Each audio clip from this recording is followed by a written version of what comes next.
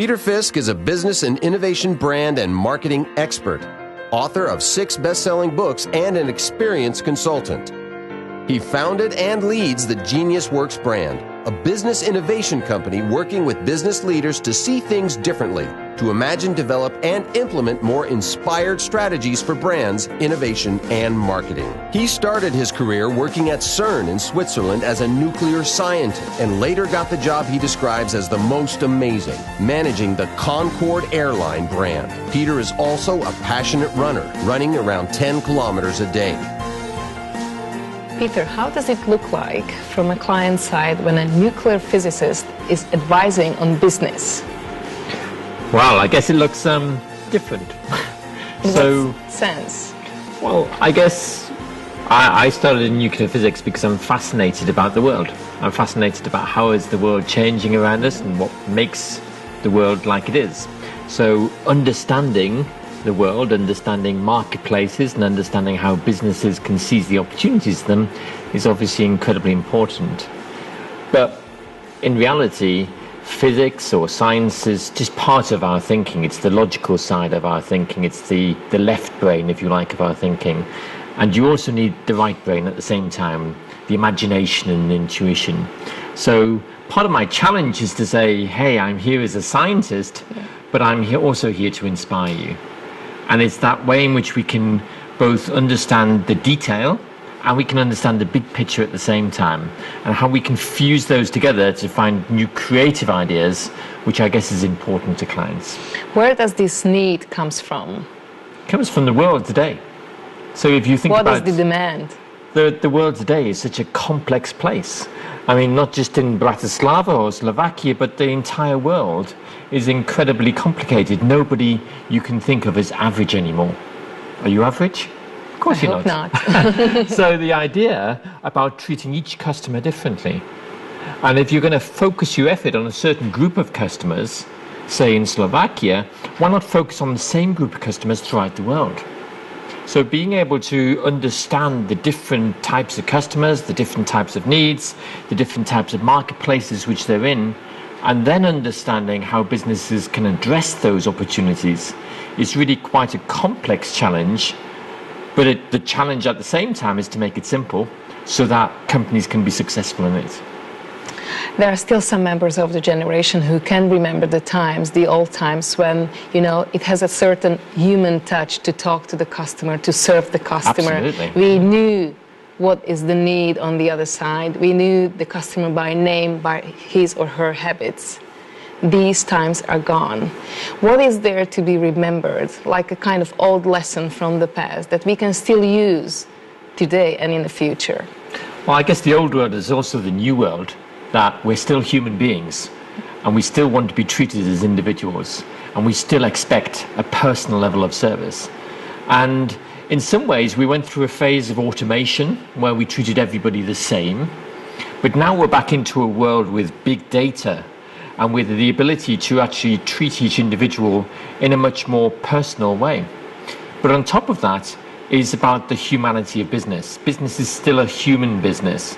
So whether you be a customer service organization where you serve the customer and you know that person's name and you can have a chat with them, or be it a digital online business, they still expect you to be human and to be able to talk to them in the real name, to understand who they are, to understand what their specific problems are.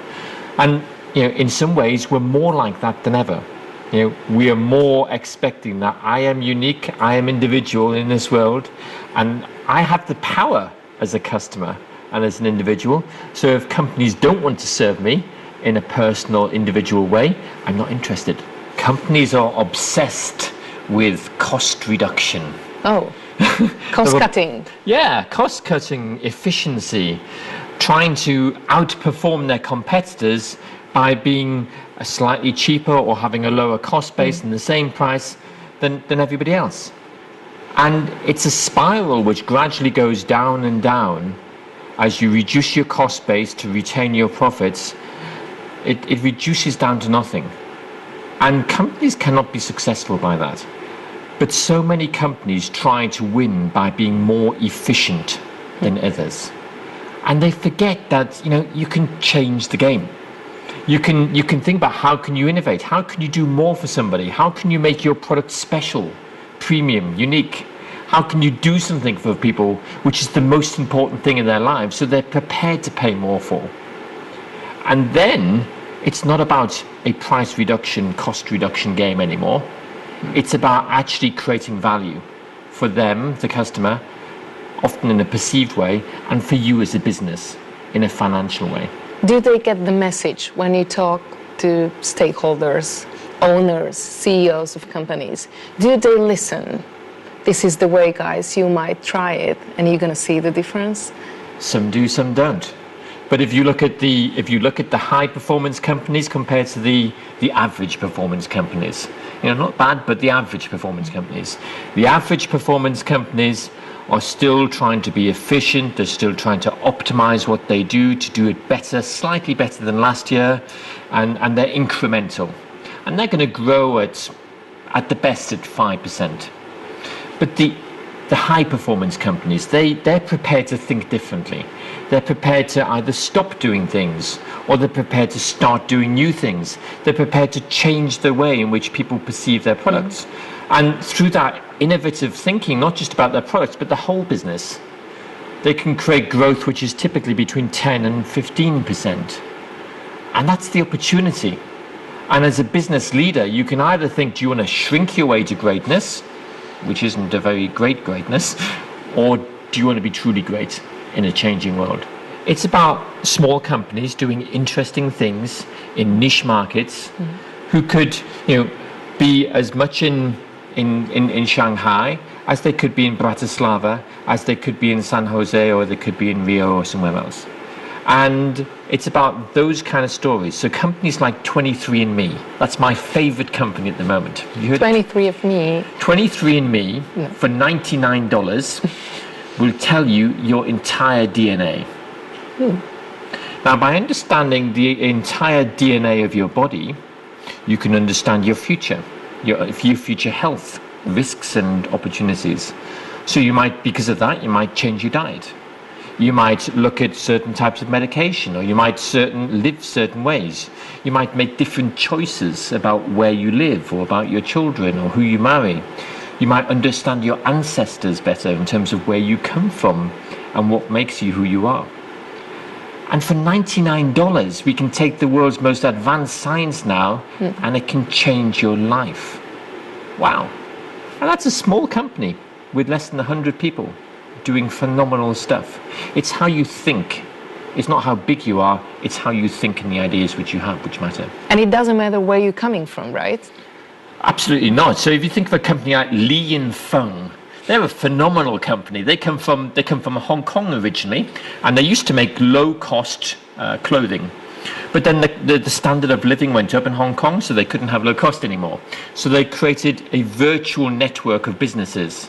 So if you want to make your own pair of jeans, say, for example, or jewelry, or whatever it might be, you have an idea. And you go to Li & Fung in one of their 300 offices.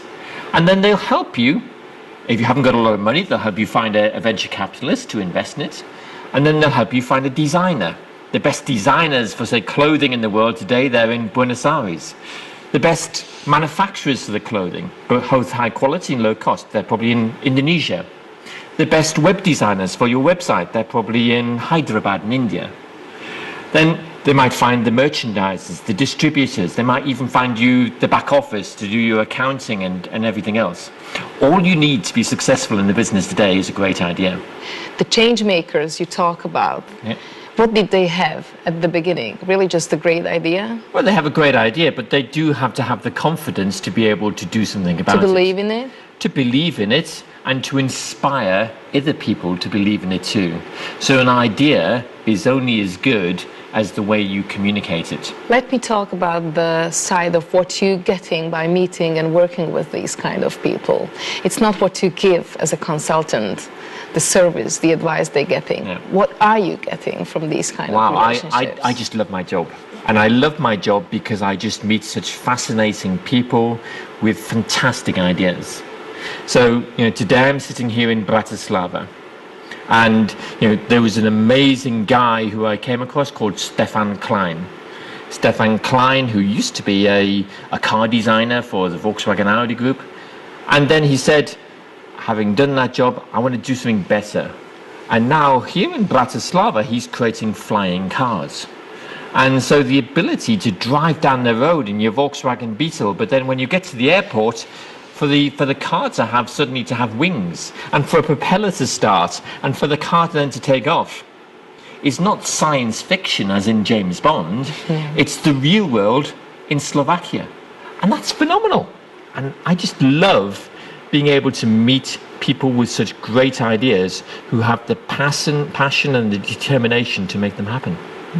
So how does the future look like? When you talk to these people, what should we expect? What kind of entrepreneurs will lead the world, the business world? Well, I guess it's firstly, it's people with ideas. We live in an ideas economy. It's not knowledge anymore. It's knowledge which is fused with imagination. Yeah, so you have to have the knowledge of the world. You have to be able to make sense of the world. Where's the different opportunities? But then you have to have imagination to create that idea within that world. And then you have to have the confidence to be able to go find the partners, be it for funding or be it for manufacturing, who can make those ideas happen. And the really interesting thing is that if you go back 100 years to the industrial age, we had Henry Ford. And he made great factories, and he succeeded by having great factories where he made his own cars. Hundreds and hundreds of cars made the same way in his factory. But in today's world, we don't need to make things ourselves. We can find somebody else who can often make it better or cheaper. So we work through partnerships. We work through networks. And therefore, it's the ideas people who are the most successful, and then you find the other people who can make those ideas happen for you. So they're ideas companies, but they're also network companies. And geography does not matter in that world. Capability does not matter in that world. Years of experience often does not matter in that world. It's having the good idea and having the confidence and the perseverance to make that idea happen. And that defines the winners from the losers. Do you have children? I do. I have two wonderful girls. You have two girls? Yeah. What are their names? One's called Anna and one's called Clara. So Clara and Anna, me as your daddy, if I should give you one advice for your future, what that would be? So I guess, I often talk to them about, the future and what to study at school and how to develop yourself. The most important thing is to be a rounded human being. To love life, to enjoy meeting people, to build lots of relationships with different types of people, to try different things, to be a rounded person. I started off in the world of science, and then I went into the world of marketing and branding, and in a sense it's that yin-yang, that left brain, right brain, that diverse experience which is important. So it's the way in which you can combine sport and music and science and culture and technology and art, all of these things they come can together. Blend in. Absolutely. Yeah. And it's like a fusion of different things. And it's the ability to be comfortable with that. It's the ability to be comfortable with lots and lots of information. In the world we have infinite information. We can read blogs and websites forever if we want to. It's how you can feel comfortable with knowing enough and also trusting your own judgment and intuition at the same time as having the facts. And so, they live in a very different world. It's a very exciting world, but it requires a very different way of approaching it, not just at school or university, but also in life.